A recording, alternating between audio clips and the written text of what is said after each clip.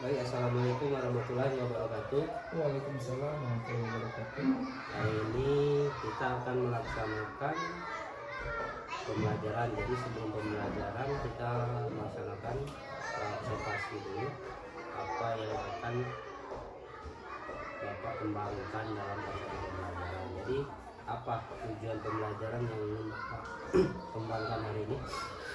Tujuannya yaitu mampu menganalisis informasi dan memahami makna puisi lama yang disajikan dalam bentuk lisan, teks, atau audio. Ada lagi?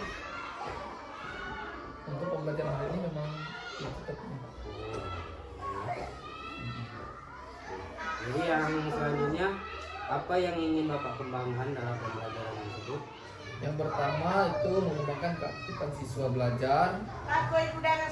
Siswa mampu mempresentasikan hasil diskusi kelompok di depan kelas dengan secara bergantian. 3. Pengelolaan kelas yang aktif dan tetap kondusif agar semua siswa dapat menerima pembelajaran. Bapak sampaikan di kelas strategi apa saja? Strategi yang saya pakai untuk kelas 1, membuat pertanyaan tematik apa yang kalian pahami tentang puisi. Kedua, masing-masing anggota kelompok berperan aktif dalam diskusi sehingga diskusi bisa berjalan dengan aktif.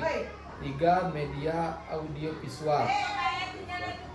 Jadi hari ini Bapak akan melakukan pembelajaran dan kalau Bapak sampaikan tadi ada beberapa hal tujuan dan strategi yang akan disampaikan.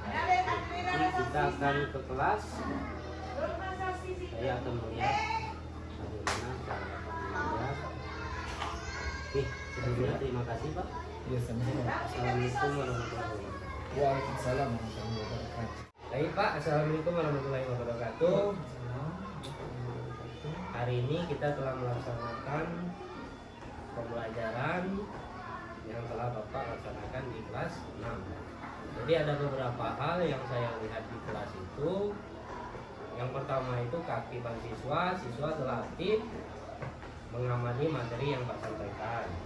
Nah, yang kedua, mampu mempresentasikan hasil diskusi di depan kelas. Jadi siswa itu sudah mampu mempresentasikan hasil diskusi di kelas, walaupun masih ada beberapa anggota yang belum.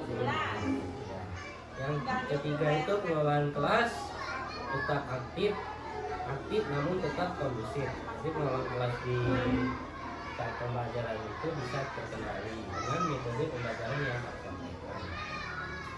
Jadi catatan tambahan perlu ada penyesuaian gaya belajar agar semua siswa aktif mengikuti pembelajaran. Jadi itu beberapa hal yang saya amati saat melaksanakan pembelajaran di kelas. Jadi apakah ada hal-hal yang perlu Bapak sampaikan? Terima kasih atas sarannya. Semoga kedepannya lebih ditingkatkan lagi oleh Terima kasih Pak.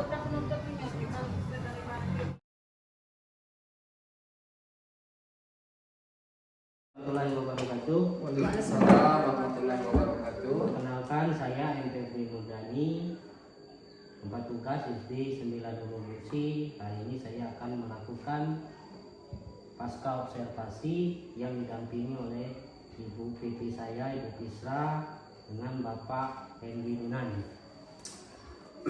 Jadi ada beberapa hal setelah melakukan observasi di kelas. Jadi Pak Henry ini sudah melakukan pelaksanaan pembelajaran di kelas. Jadi untuk dapat lebih memahami apa yang telah dipelajari oleh Bapak Henry Yunan ini, ada beberapa hal yang ingin saya sampaikan terkait dengan masalah observasi ini.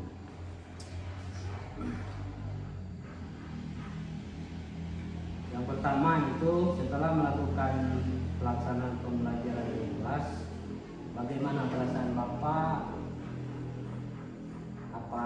Apa yang Pak rasakan setelah melakukan pelaksanaan pembelajaran di kelas? Baiklah Pak, setelah saya melakukan itu perasaan saya menjadi sedikit agak cemas, tapi setelah saya melakukannya alhamdulillah berjalan lancar. Kiat belajar anak semakin bertambah dan saya akan selalu memotivasi anak untuk terus giat belajar.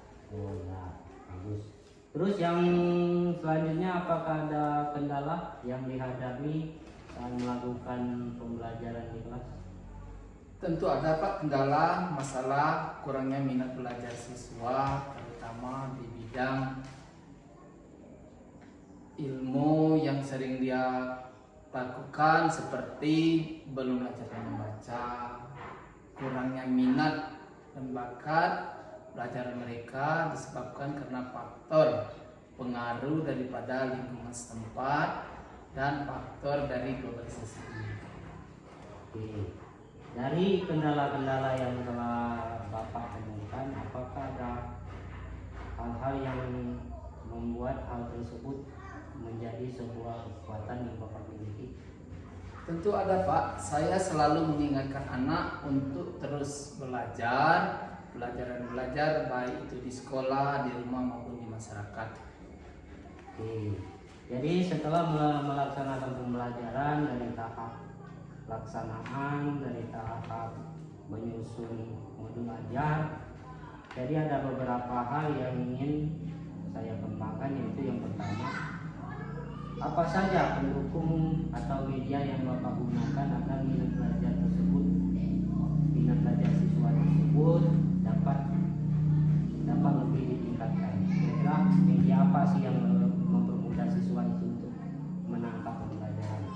Baiklah Pak, menurut saya untuk menambah giat dan minat belajar siswa, berbagai media yang akan saya gunakan, terutama itu media gambar, media video, dan media bahan ajar lainnya seperti kita melaksanakan praktek bersama untuk menambah giat dan semangat belajar siswa tersebut. Oke, terima kasih atas jawabannya.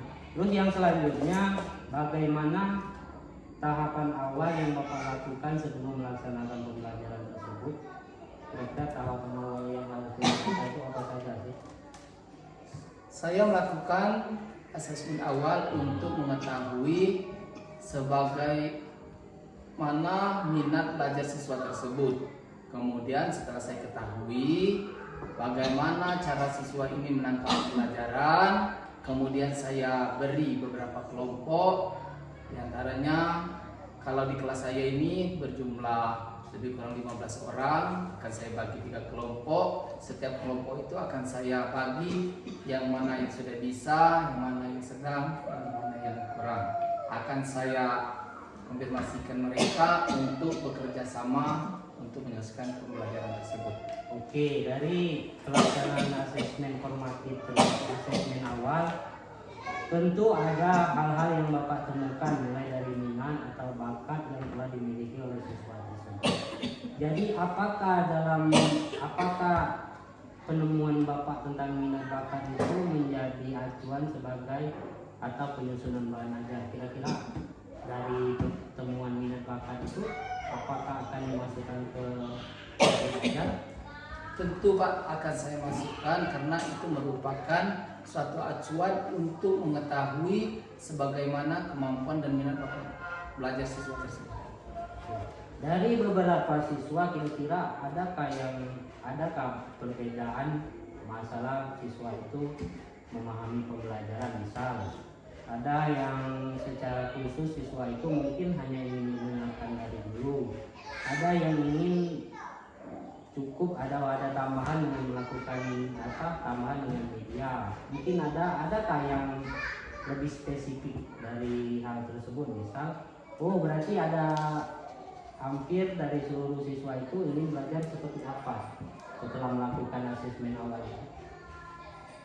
Setelah saya melakukan asesmen awal tersebut, memang ada beberapa siswa yang terkendala, baik itu belajar secara langsung maupun secara tidak langsung.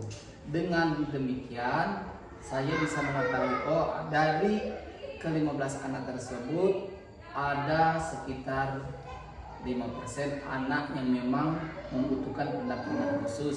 Selebihnya itu sudah memadai dan sudah bisa untuk menerapkan pembelajaran berikutnya. Oke.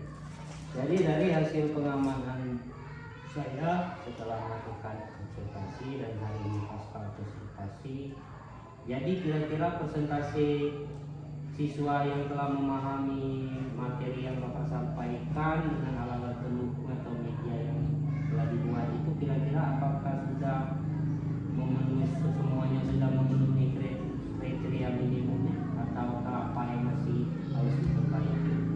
Dari kesekian siswa tersebut, memang ada beberapa siswa yang masih di bawah KKM. Namun lebih dari itu, lebih kurang 85% siswa telah memahami pembelajaran yang telah saya sampaikan.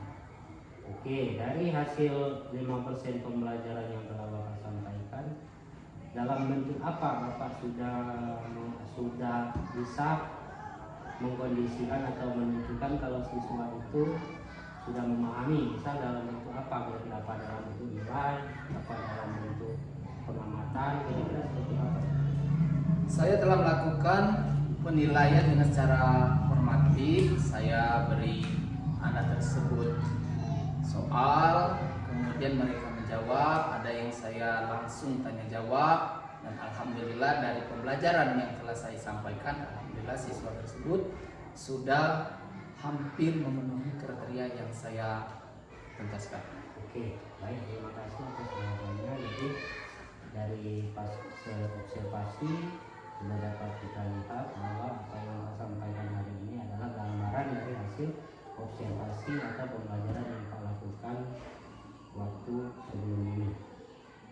Jadi apakah ada hal yang ingin Bapak kembangkan untuk ke depan? Kira-kira mau mengembangkan apa? Apa dari modul aja, apa dari pengembangan minatnya atau bakatnya? Kira-kira ke depannya Bapak mau seperti apa?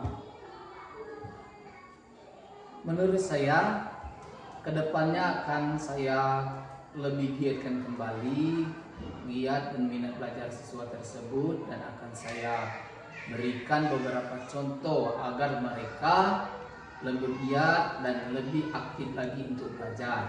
Dan akan saya selalu pantau kegiatan mereka sampai kemana mereka, kesiapan mereka untuk belajar tersebut. Oke, dari hal tersebut bagaimana dukungan dari lingkungan, dari sekolah? Apakah membutuhkan dukungan yang lebih atau cukup dengan kebutuhan saat ini? Kira-kira untuk kedepannya seperti apa dukungan yang Bapak harapkan dari sekolah? Menurut saya dukungan dari pihak sekolah, baik dari pihak orang tua siswa, itu sangat mendukung. Harapan saya untuk kedepannya kerjasama antar guru, baik dari kepala sekolah maupun dari pihak orang tua siswa, itu sangat saya harapkan demi terciptanya siswa itu yang lebih baik lagi. Oke, baik Bapak, terima kasih atas waktu dan kesempatannya. Mudah-mudahan kucing ini akan menjadikan kita semua untuk memahami bakat dan murid baik dalam akademik maupun non akademik di sekolah kita. Jadi hal-hal yang kurang atau hal-hal yang harus ditingkatkan nanti akan saya sampaikan dan akan kita kembangkan lagi di kemudian hari atau di pembelajaran selanjutnya. Terima kasih Pak atas waktu dan kesempatan yang diberikan. Sama-sama. Baiklah, Assalamualaikum warahmatullahi wabarakatuh. Waalaikumsalam.